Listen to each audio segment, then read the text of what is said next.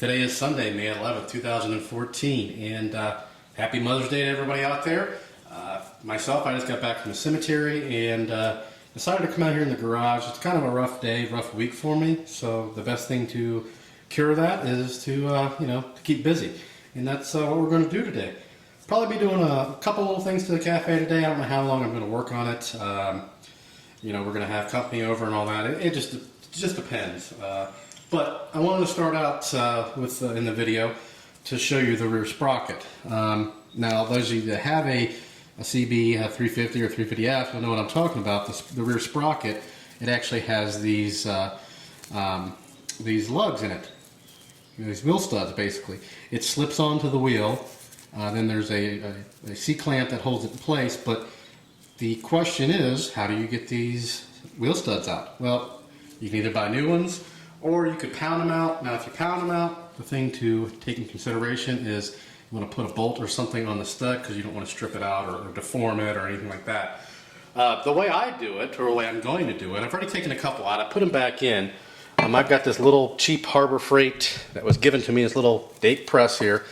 Just this little tiny press. And these are the ones I've already taken out.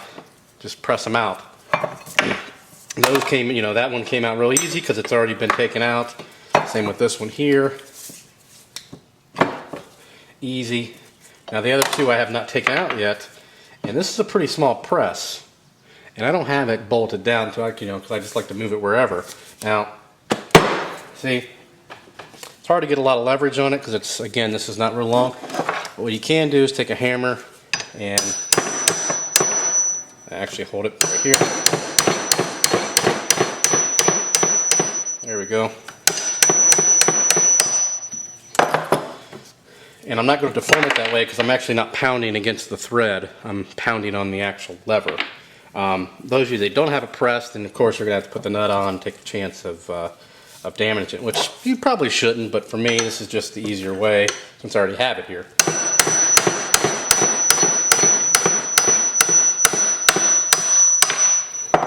See, those boogers are in there good. So, and we'll put these in the tumbler.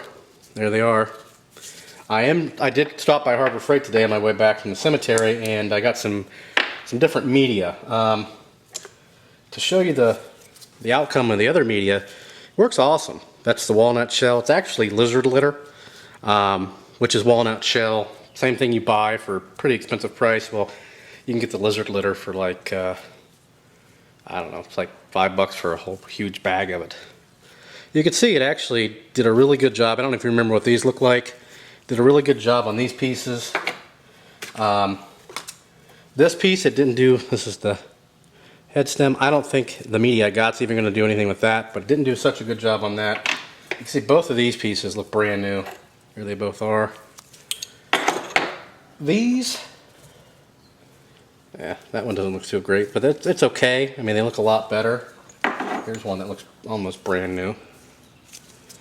But like this piece here, part of the head stem, there's still some rust around there. Some washers, did a great job on those. But I want to try some different media. Here's the shims for the exhaust. Did a pretty good job on those. I mean, really good job on those actually. But I want to put these wheel studs in and these pieces here.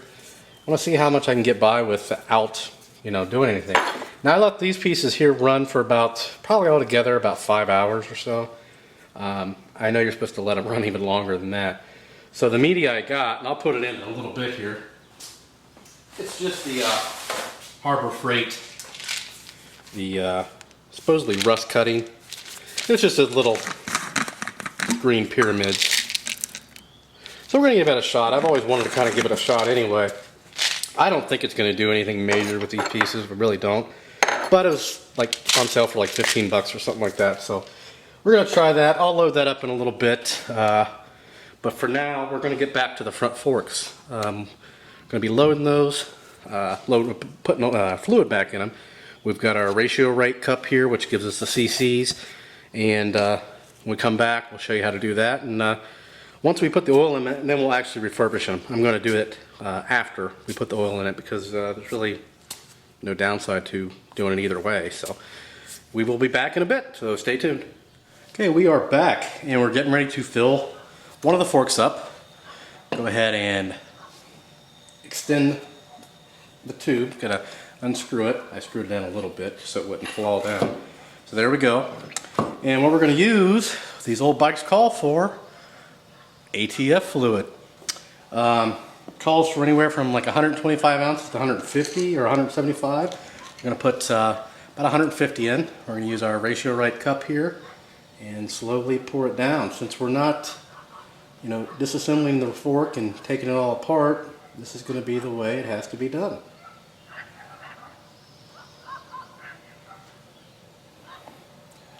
So if you can look at that, what I'm doing is just pouring it right beside the spring. You probably can't see that here. There we go. As you can hear in the neighborhood, of course everybody's got their dogs out. And these fork tubes are small, so they don't take a whole lot of fluid like, 250F or anything like that.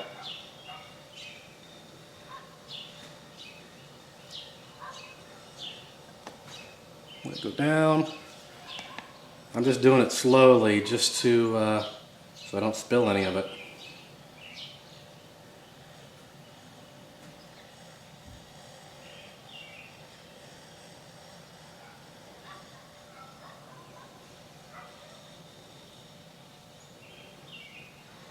And that just about fills up the tube, actually.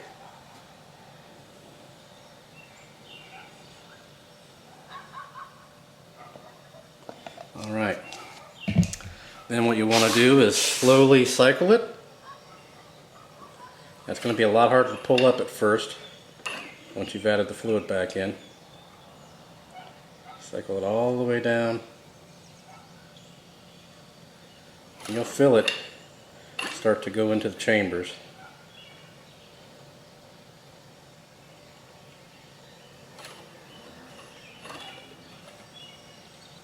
And we'll probably do this about 10 times. And then once we're done, we'll screw this back on and we'll be all set. So I'm going to keep on doing this, and then I think next we'll do a little refurbishing on them. I'll get the other one done and we'll be back. Okay, actually, I think I'm going to have to cut this one short today. I didn't realize it was 5:30 in the afternoon, so I won't get this uploaded until later this evening, but I got to mow the lawn. I thought it was like 3 o'clock for some weird, unknown reason. But I do want to show you what I'm starting to do with the forks, which I've already showed you here. Here's the one I have done nothing to. See the rust? Now the one I've already started working on, I mean, it's still discolored, but there's no rust anymore. We will be painting that, and we'll show you how we're going to do that. And I've started to clean it up down here. Now I did put some paint on it to see what a flat black would look like. I don't know if I'm going to paint these yet. I may just leave them the original color because they'll clean up decently. So maybe I'll ask you guys, should I go black? So what's going to happen is this is going to be black. We'll have some boots on there. A section of this will be black, a flat black. You won't see that because we'll have the clip-ons there and everything else. So I definitely want to paint this area black here because the boots will only go to about there. But what do you think? I was just doing a test. I could get that right off real easy. That's why I did it. I just wanted to see what it was going to look like. It's not, I need to put primer on it if I'm going to actually paint it. And I've actually got some self-etching primer for the chrome, which I'd use on here too. When you paint chrome, you got to use like a self-etching primer in order for it to stick. But so what I've been doing, I'll kind of show you real quick. The compressor may kick on because it hasn't kicked on in a while. To clean these up, we'll take just using the wire wheel. So we'll take like this area here. See all that rust? And we'll show you. You definitely want to get that off. Now, it looks like it's down low, but it's not. It doesn't go to the seals, so it's no big deal. But I do want to get it off.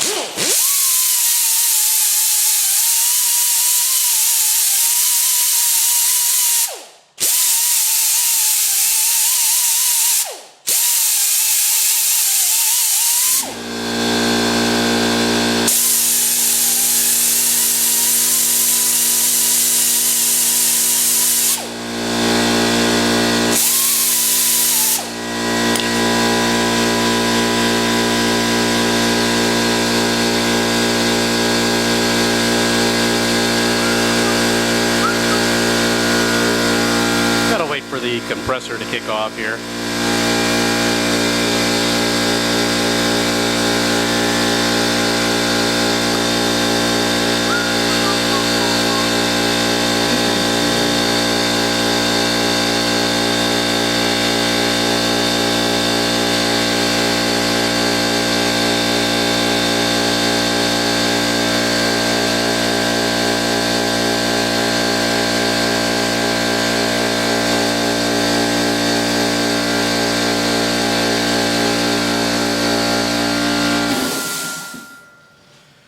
Alright, so to give you an idea, and I may have already done this in the video, I don't remember.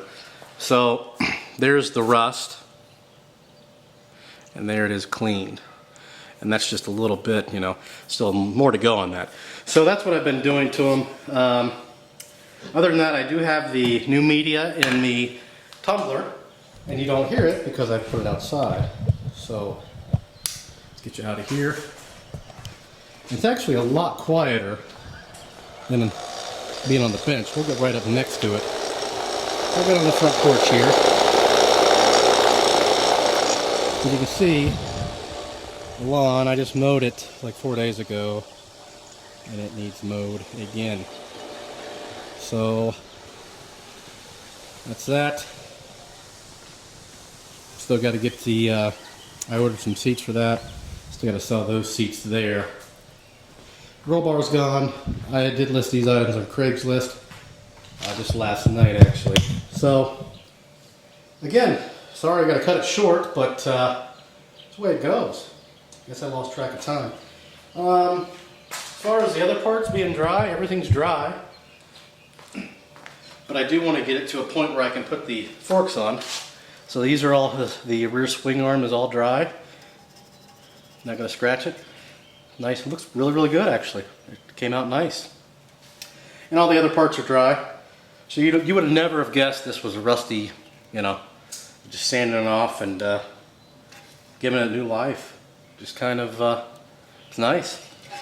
So that's all dry. As soon as we get the forks done, we can probably start reassembling some of the frame. You know, put wheels on it. Still need to get shocks. Just sitting over here in the corner. Need to get the motor done. I need to put videos on that because I want to get this old table out of the garage. Because you can see, I mean, it's a two-car garage. My wife takes up 2 spots, as I've already mentioned before in the past. So, yeah, that's about it. Anyway, we'll leave it at that. I gotta go mow. Gotta sharpen the lawnmower blade first. It's been about 4 or 5 years since I've sharpened that blade. And it definitely is sharp. So that's it. If you have any questions or comments, post those below. Subscribe, and thanks for watching.